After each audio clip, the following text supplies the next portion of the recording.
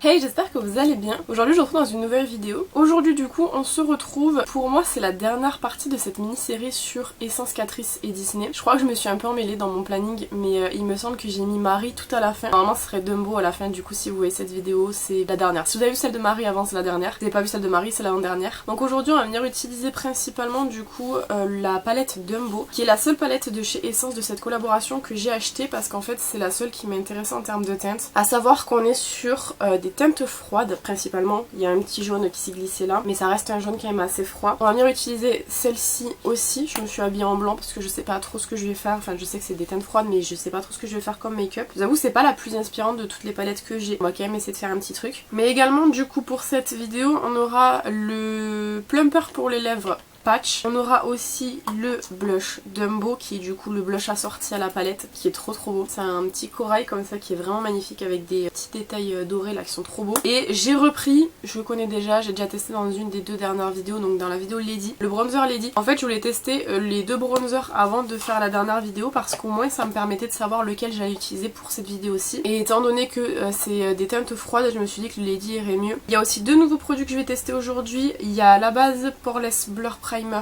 de chez Catrice et le spray HD Active Performance de chez Catrice également. J'en profite juste de cette vidéo parce que du coup c'est la dernière de la série et que vous savez Noël va me prendre pas mal d'énergie, de temps, donc j'aurai pas le temps de faire de vidéo sur la nouvelle collab qu'ils ont fait. Donc je voulais vous montrer les produits que j'ai pris et c'est des produits que je vous testerai en vidéo dès que je peux en tout cas. Donc j'ai pris la palette Scar qui est comme ça. Vous la verrez plus en détail dans la vidéo quand j'ouvre le colis dans mon vlog, mais elle est principalement nude et verte avec un fard à effet en bas qui est incroyable. Au niveau de taille, elles sont un peu plus petites, c'est à peu près pareil, mais en fait comme la forme n'est pas la même, elles sont un peu plus petites pardon. Il y en a 3 qui sont sortis chez Essence, 3 chez Catrice. J'ai pris les deux blushs Essence, je crois que Catrice n'a pas fait de blush il me semble. J'ai déjà le Evil Queen qui est comme ceci, et j'ai le Ursula qui est comme ça.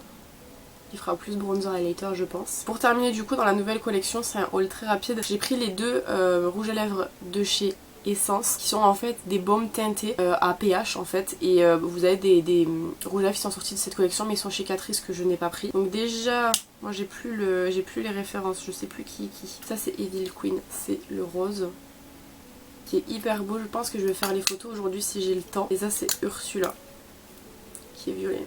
Voilà, c'était le mini haul rapide, mais je profite en fait de cette vidéo parce que c'est le thème, donc du coup je peux placer ça. Donc ça vous aurez dans une prochaine vidéo, et je me tâte à acheter une autre palette pour pouvoir aller avec le reste des produits parce que j'ai tout en deux sauf les palettes, donc ça va être chiant. Et en plus la palette Ursula était hyper belle, elle était violette. Donc bon voilà, c'était pour vous présenter ça. Donc j'espère que cette vidéo vous plaira et je vous laisse avec la suite. Bon, j'ai mis les cheveux derrière, j'ai un petit spot ici qui est très douloureux, on va être obligé de venir camoufler. Ma peau là elle commence à réagir à tous les make-up là que je suis en train de lui faire faire. Donc déjà première chose comme je vous ai dit, ah non d'abord la petite crème solaire que je n'ai pas mis, je la mets pas tout le temps hein, je vous avouerai franchement je suis hyper pas assidue, mais bon en gros on va venir mettre de la crème solaire, c'est la Benton Mineral Sun Stick en protection 50.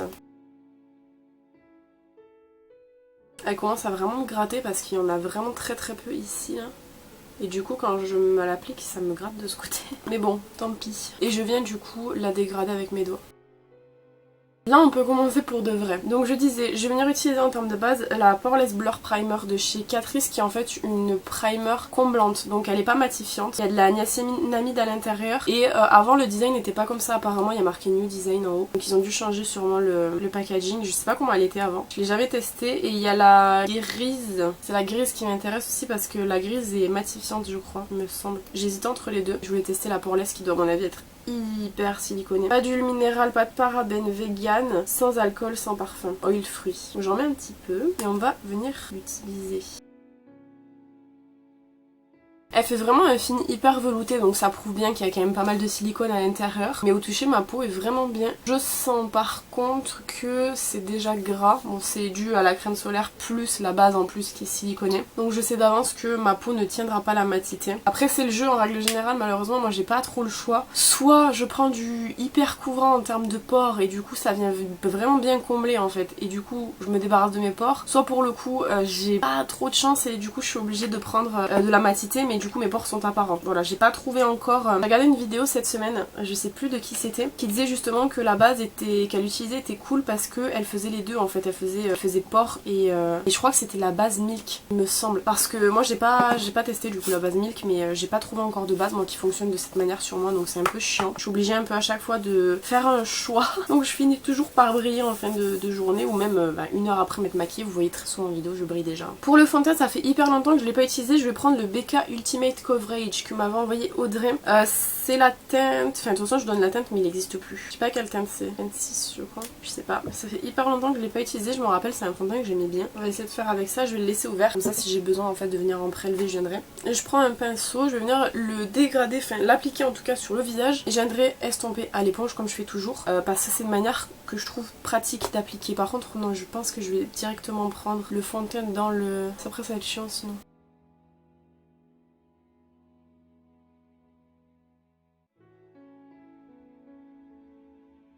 Bon, le fait d'avoir pris de la matière à l'intérieur du flacon fait que j'en ai trop mis. Donc du coup j'ai été obligée de dégrader pas mal et même là il y en a encore trop, mais c'est sur le teint donc je peux pas l'enlever. J'ai mis où le capuchon. En tous les cas c'est pas très grave, hein, on va pas se faire sans d'encre non plus. Juste j'en ai mis un peu beaucoup j'avoue. Comme ça c'est bon. On va venir utiliser quand même l'anti-cerne, le FA More Than Concealer. J'ai reçu de la part de Chanel, normalement vous l'avez vu aussi en vidéo déjà, un colis avec plein de produits dedans. Donc je vais pouvoir vous présenter des nouveaux anti-cernes. J'en ai comme déjà pris quelques-uns de côté pour des vidéos, mais il me semble qu'il en reste. Donc je vais pouvoir vous en utiliser d'autres. Celui-là vous devez en avoir marre. C'est vrai que ça fait un moment que j'utilise quoi. Et du coup j'utilise que sur les cernes parce que j'ai déjà hyper bien couvert mon teint. Je vous ai pas dit mais tout à l'heure je me suis mis l'éponge dans l'œil ici. Donc si ça devient rouge c'est normal. En poudre j'ai pris la RCMA. Pareil elle m'a envoyé pas mal de poudre mais là j'avais déjà préparé ce bac là donc je vais utiliser la RCMA qui est une bonne poudre je trouve. Qui moi n'est pas suffisante en termes de matité évidemment. Donc je viens la mettre sur une petite plaque. Pas trop quand même mais en même temps j'en mets une bonne quantité. Je viens retapoter les zones et je viens poudrer.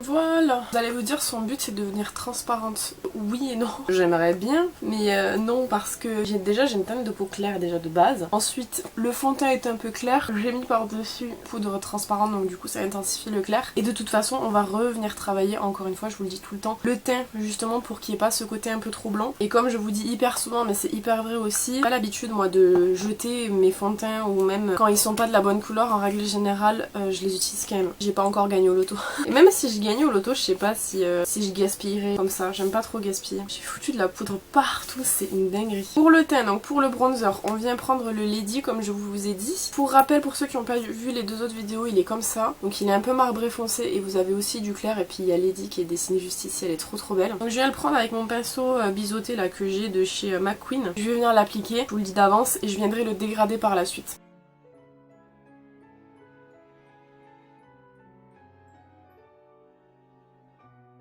En même temps que je fais la vidéo, je pense à plein de trucs. Donc le temps que je fasse mon nez, je vais vous dire un peu tout. Alors déjà, je l'ai pas mentionné dans l'autre vidéo il me semble, mais les produits sentent la noix de coco. Je le mentionne parce que je sais qu'il y a énormément de gens qui n'apprécient pas la noix de coco dans les cosmétiques. Donc du coup ça sent la noix de coco. Donc si jamais vous aimez pas trop, sachez que voilà, ça sent quand même pas mal fort. Moi c'est une odeur que j'aime bien donc ça me dérange pas. Deuxièmement, vous avez des miroirs dans tous les produits en fait, que ce soit les produits teint ou les palettes. Et troisièmement, pour la base du coup de teint, parce que je suis pas revenue dessus, je voulais revenir dessus après la poudre. Elle est hyper bien, franchement je suis assez surprise parce que du coup mes pores sont bien comblés. Moi j'ai des pores qui sont hyper dilatés. J'ai toujours pas trouvé de truc pour pouvoir les resserrer. La technique de l'eau froide et tout, ça marche relativement bien mais sans plus quoi non plus. Donc je le fais genre 10 minutes ça va et après c'est reparti quoi. Donc j'ai pas encore trouvé de technique mais pour le coup la base elle est hyper bien. J'aimerais trop tester comme je vous ai dit la matifiante. On va voir déjà celle-là comment elle se comporte sur mon teint parce que là pour l'instant elle est jolie mais aussi bien dans 10 minutes elle est moche. Et en tout cas là à l'heure actuelle par rapport à ce que j'ai mis dessus et tout, je la trouve très jolie. On passe au blush et j'ai trop hâte parce que c'était le blush que j'attendais le plus de tester parce que c'est celui qui est dans les teintes que j'aime le plus quoi. Donc c'est le Dumbo. Au niveau pareil vous avez un miroir ici comme je vous ai dit et au niveau des teintes on est vraiment sur un orangé pêche comme ça. Par rapport aux teintes de la palette je pense que ça peut bien aller aussi. Même si pour moi je trouve qu'il est un peu chaud quand même par rapport à la palette mais bon bref on va l'utiliser hein, puisque de toute façon c'est Dumbo donc c'est fait pour aller avec. J'ai mis des coups de palette dedans. mon dieu. Donc on va venir le prélever à l'endroit où j'ai abîmé. Il se prélève hyper bien et en règle générale les deux autres j'ai pas eu de soucis, ça s'estompe très bien.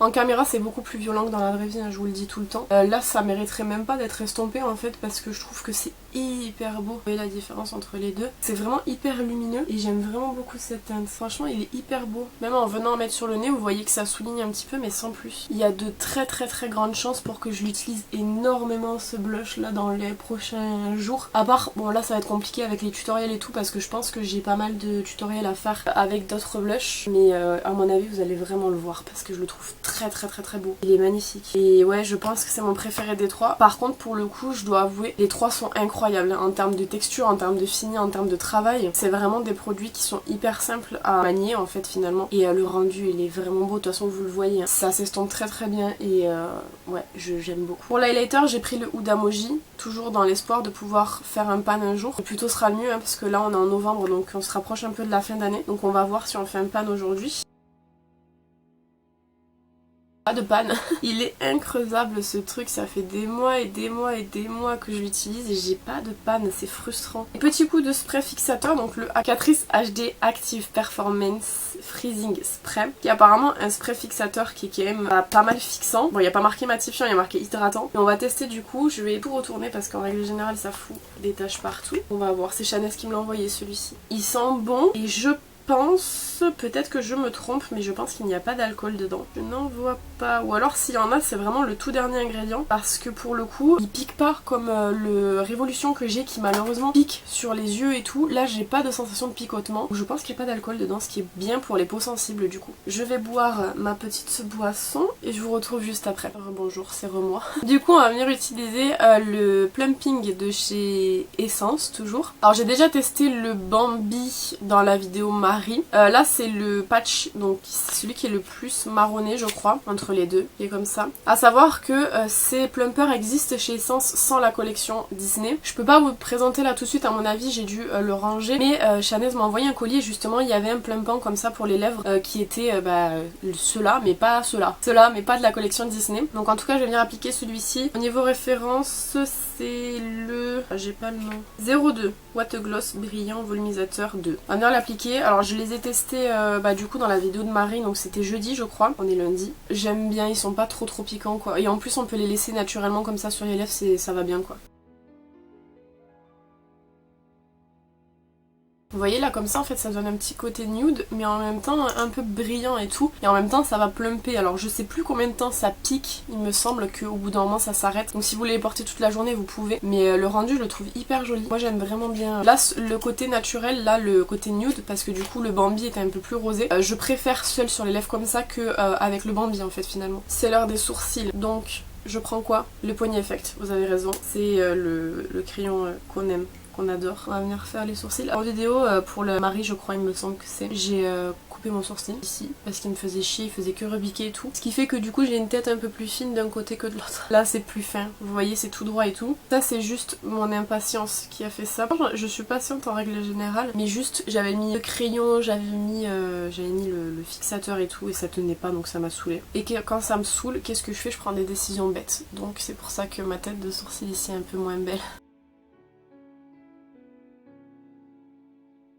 Voilà, ça va à peu près, non? Ça se voit pas trop si? Je sais pas, écoutez, ma foi. Attends, c'est coupé, hein, coupé c'est coupé, on peut rien faire de plus. J'ai rien fait tomber encore pour l'instant aujourd'hui. Et du coup, je viens passer un petit coup de Brow Perfect comme d'habitude, qui est le gel à sourcils que vous trouvez chez Lidl. Pas très cher et qui est très bien, je trouve.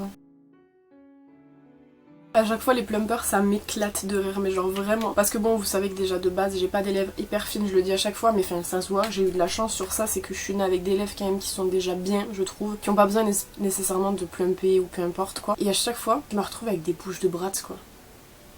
C'est bref, particulier on va dire. Donc au niveau des teintes je vous ai déjà montré mais je vous remontre encore une fois. On est sur du bleu gris principalement, plus du bleu quand même. Et pour le coup moi ce qui m'intrigue énormément c'est cette teinte là, qui est en fait vraiment pour le coup une sorte de teinte perlée avec différentes sortes de perles à l'intérieur. Et on voit en fait du bleu, on voit du violet, on voit du gold un petit peu, donc j'ai trop hâte de tester cette teinte-ci. Et j'ai pris quand même au cas où la Eye Primer de chez Anastasia, donc normalement on n'en a pas besoin. Donc je vais pouvoir venir travailler à nu, on va dire. Je dis normalement parce qu'en fait, si vous voulez, la palette Dumbo, c'est la seule que j'ai pas testée de moi-même. La Marie, bon je l'avais déjà testée au mois de mai comme je vous expliquais, donc je vous ai quand même refait un tutoriel. La Lady, je l'ai utilisée tout l'été, donc du coup j'ai eu le temps de pouvoir un petit peu travailler les fards, même si c'était pareil que Catrice. Et la Essence, en fait, je l'ai jamais testée, ce qui fait que comme c'est la seule palette Essence de cette gamme-ci que j'ai, je sais pas trop à quoi m'attendre. Je pense quand même qu'on est sur quelque chose de bien, j'espère qu'on est sur quelque chose de bien. Mais elle m'inspire pas en fait, c'est ça le souci aussi, c'est que là avec juste la palette je ne sais pas vers quoi je vais m'orienter. Je sais que en termes de teinte la plus foncée de la palette ça va être la grise qui est juste ici, donc pour faire le creux de paupière je pense que ça sera bien. Je me dis si après je pars sur un estompage du gris avec le petit bleu comme ça donnera un petit côté bleuté en fait, ce qui fera que ce sera plus simple après de venir intégrer le bleu par la suite. On peut venir faire un aplat paupière mobile avec cette teinte qui est assez particulière comme je vous ai dit. Un petit coin interne assez sympa, j'aurais eu tendance à dire qu'on pourrait mettre celui-ci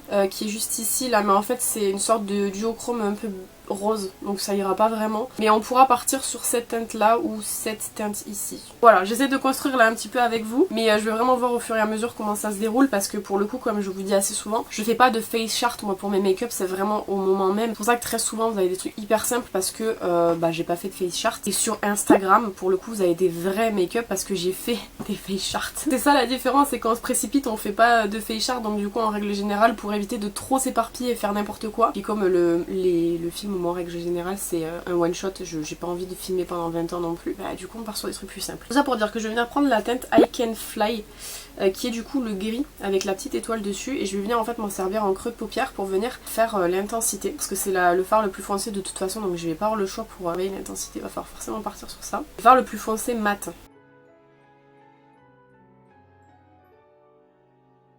Si je le mets que en biais là comme ça en fin de make-up, est-ce que ça pourrait passer? Et après je fais le reste. Écoutez, on teste. Le gris c'est vraiment pas une teinte que je travaille très souvent. J'ai testé normalement avec vous la palette Color Cube que vous avez eu avant cette série là de vidéos. C'était la palette c'est Beauty Glazed et à l'intérieur il y a toute une rangée de gris. Faudrait que je vous fasse un make-up avec que les gris parce que pour le coup c'est vraiment pas une teinte que je travaille hyper souvent et j'aime bien. Enfin j'aime bien. T'as posé une couleur qui me tourne. Je viens prendre un petit pinceau comme ça et je viens prendre du coup la teinte Playful qui est du coup le petit bleu que je vous ai montré tout à l'heure justement, et je vais venir en fait dégrader tout doucement le bout de la teinte pour voir ce que ça va donner. Je sais pas du tout ce que ça va faire, on va voir. Écoutez, ça fait que ça efface. On va venir, de toute façon, on va venir jouer sur les intensités, donc on va venir refaire plusieurs fois le même mouvement en fait pour venir intensifier petit à petit. Comme c'est pas des pigments pressés, je crois pas, non, c'est des eyeshadows, donc c'est pas des pigments, donc c'est normal que ça marque pas autant que les pigments. Vous allez voir que dans la série de vidéos que je vous propose, il va y avoir des palettes à pigments. On n'aura pas besoin de venir faire ça, je vous assure. Après, c'est du petit budget quand même, Essence, on peut pas non plus... La palette, elle m'a coûté 8 € je crois, donc on va revenir du coup, comme je vous ai dit, avec la teinte, la première teinte grise, retapoter et intensifier. Et je reprends toujours le bleu. Avec le bleu, je vais même venir vers l'intérieur, pouvoir en fait commencer à creuser le creux, mais sans avoir utilisé du gris qui est un petit peu trop foncé, je pense. Pas le truc le plus creusé au monde. On verra après si on peut venir intensifier d'une autre manière, mais le problème c'est que vraiment le gris c'est la seule teinte foncée que je vais avoir. Mais c'est pas grave, on va venir faire petit à petit. Je vais prendre du coup la teinte Circus Star que je vous ai dit, qui est la teinte un peu particulière comme ça. Là j'ai trop hâte de voir ce que ça va donner. Ça donne une sorte de gris un peu multichrome comme ça. Et c'est parfait parce que je voulais une teinte de gris pour ma paupière mobile. Donc on va utiliser celui-ci. C'est bien ce que je pensais. C'est une très belle teinte, mais alors là, pas assez pigmentée. Donc on va venir faire la technique du spray fixateur. Si jamais la technique du spray fixateur ne fonctionne pas, je viendrai directement mettre de la base Anastasia pour venir en fait humidifier le fard et qu'il soit un peu plus facile à travailler. Je prends le pinceau, je viens prélever le fard au pinceau un petit peu. Là ouais, il faut gratter pas mal parce que le fard il est assez spécifique. Et une fois que le pinceau a la matière dessus, je viens l'humidifier. Normalement c'est censé liquidifier un peu le fard en fait et faire vraiment un effet crème. Je pense que c'est le fard surtout qui joue pas en notre faveur parce qu'il a l'air d'être quand même vraiment complexe. Vous voyez, ça se voit très très peu. J'essaie quand même de le gratter un petit peu. Mieux que tout à l'heure, mais c'est pas non plus... c'est pas l'option que je vais garder, on va dire. Je vais quand même faire pareil de l'autre côté pour pas être trop déséquilibré et pas avoir un effet bizarre. Mais je pense qu'on va venir travailler notre teinte par-dessus pour donner un peu plus de dimension parce que là c'est un peu faible. Il se désagrège beaucoup, je suis deg pour une collectionneuse. On arrive quand même à quelque chose, hein. Vous voyez que bon, le fard se dépose quand même. Il est défoncé, je suis deg. Mais c'est pas grave, c'est le jeu du fard. Je pense que ça doit être des fards qui ont été mélangés et pour donner cet effet un peu recomposé entre guillemets, ils ont été obligés du coup de presser les trucs et à mon avis quand on gratte trop, bah ça enlève tout. Je pense que c'est ce qui s'est passé. Et du coup, étant donné que je suis pas entièrement convaincue, on va venir utiliser la teinte Timothy. Je pense que ça devrait faire quelque chose pour venir rajouter dessus. Pareil, je prélève au pinceau, pas sûr que ça fasse grand chose. C'est un peu plus rosé là par contre et on va venir en fait venir jouer en superposant. Je pense que vous voyez la différence, Timothy vient rajouter quand même un petit peu de luminosité. Dès qu'il est moins terne, après sur un maquillage gris, c'est normal qu'il soit un peu terne quand même. C'est pas le plus beau make-up que j'ai fait de ma vie, mais c'est pas le plus moche non plus je pense. Du coup je reviens prendre la teinte Playful qui était le petit bleu là qu'on a utilisé au tout départ pour venir restomper les bords, même si on n'a pas non plus énormément sali les bords, c'est de manière en fait vraiment à tout lier ensemble. Pour le ras de cils inférieur, je vais prendre la teinte I Can Fly qui est bien dézinguée, on voit plus la petite étoile, j'aurais dû faire mes close-up avant encore une fois, ça m'apprendra. Que je viens prendre avec un pinceau qui est quand même assez plat et je vais venir le déposer tout simplement. Je vais retirer les chutes, j'en ai quelques-uns mais comme je vous ai dit en fait c'est des fards qui à mon avis doivent pas trop bien fonctionner au pinceau. Enfin fonctionnent mieux je pense au doigt mais j'ai la flemme de travailler au doigt. Et je reprends du coup la teinte Playful qui est le bleu pour venir estomper en bas. C'est chiant parce que du coup moi j'ai les yeux là qui pleurent beaucoup et donc du coup à l'endroit, à l'intersection là, je peux jamais rien mettre. Beau mettre des couleurs en fait ça dure même pas 10 minutes avant de partir. J'ai regardé un jour quelqu'un qui justement posait la question comment faire et bah il faut rien faire, ça marche pas. Voilà dans l'ensemble ce que ça donne mais ça manque de teinte claire pour venir faire un point de lumière. J'ai bien tenté de venir utiliser le jaune mais je le sens pas vraiment. Un jaune mat comme ça, je sais pas si ça pourrait bien faire sinon il y a cette teinte là. Peut-être celle-là ira mieux. C'est la teinte Floppy Ears. Ah sinon il y a celle-ci aussi. Mais celle-ci je vous ai dit elle a des reflets roses. Je pense qu'elle ira pas. Non je préfère celle-là. Un petit pinceau boule comme ça. Et du coup c'est la teinte Floppy Ears. Et on dirait dans le pan qu'il a des reflets un peu roses. Apparemment pas tant que ça. Ouais je pense que c'est la meilleure couleur que j'aurais pu mettre. J'en profite pour en mettre un peu ici. Je viens prendre un pinceau un peu plus gros pour venir estomper du coup l'arcade et en même temps ça va venir aussi estomper les bords du make-up de base. Je sais pas, on va dire que ça change. Pour le crayon j'avais pris soit du noir soit du gris, mais comme je mets pas souvent de gris je pense que je vais prendre le gris. Et au niveau de la ref c'est le 10 in the Shadow de chez Max & More qui est chez Action. Le gris ça change vraiment je trouve, c'est pas le genre de teinte que j'utilise beaucoup. En règle générale même j'utilise jamais de gris parce que c'est pas ce qu'on trouve le plus dans les palettes même si là ça commence à arriver un petit peu. Mais j'aime bien, je trouve que ça rend bien, c'est froid en plus. Comme je vous dis, moi les teintes froides c'est pas ce que j'utilise énormément. Pour le mascara j'ai pris toujours pareil, celui-ci qui est hyper bien. J'ai pas testé encore l'autre, je sais pas quand est-ce que ça arrive puisque du coup comme je vous ai dit avec le planning et tout c'était pas prévu. On verra, mais en tout cas il est hyper bien.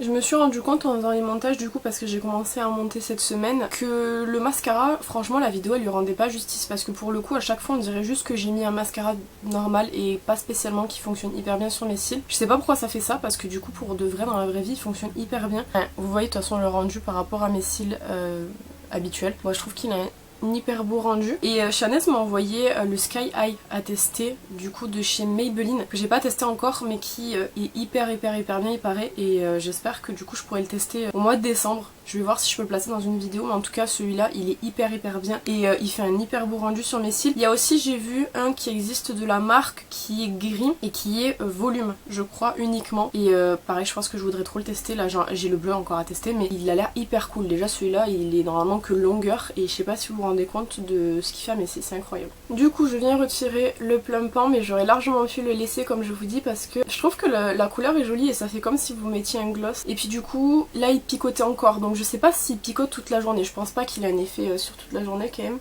Mais il est pas, pour les gens qui sont sensibles, il est pas non plus horrible quoi. Et du coup je vais venir mettre le Smashbox en teinte Beachy Queen qui est comme ça.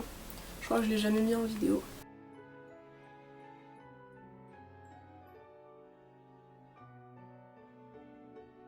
Ouais, il est pas mal. Peut-être un peu trop chaud, mais ça balance bien je trouve par rapport au fait que les yeux soient hyper froids. Il va bien avec le blush aussi. Bon, du coup, voici le rendu final du make-up avec du coup cette petite palette. On va faire un retour rapide uniquement sur les produits Disney et après je ferai juste un retour rapide sur la base et sur le spray fixateur puisque du coup c'était des nouveaux produits. Donc dans l'ordre, le bronzer, je vous en ai déjà parlé dans une autre vidéo, je le trouve bien moi personnellement. Je trouve qu'il a un effet qui est quand même relativement naturel, il s'estompe très très bien surtout. Pour les gens qui n'ont pas l'habitude, notamment au bronzer quand on débute sur ce thème là on va dire, c'est hyper compliqué de savoir doser et tout et je trouve que celui-ci il est hyper simple parce que justement en fait il est un peu clair et du coup il est hyper maniable même et puis la texture se fond plutôt bien. Par contre faut faire hyper gaffe et bien poudrer votre teint parce que sinon ça va accrocher et vous n'arriverez pas à estomper. Et souvent c'est ça le problème, c'est que quand on poudre mal, les matières elles accrochent direct et c'est galère à estomper au possible. Et du coup il est très très bien encore une fois. Pour le blush c'est le troisième et le dernier du coup que j'ai testé de cette collection-ci. Les trois sont incroyables mais celui-ci ça reste mon préféré parce qu'en termes de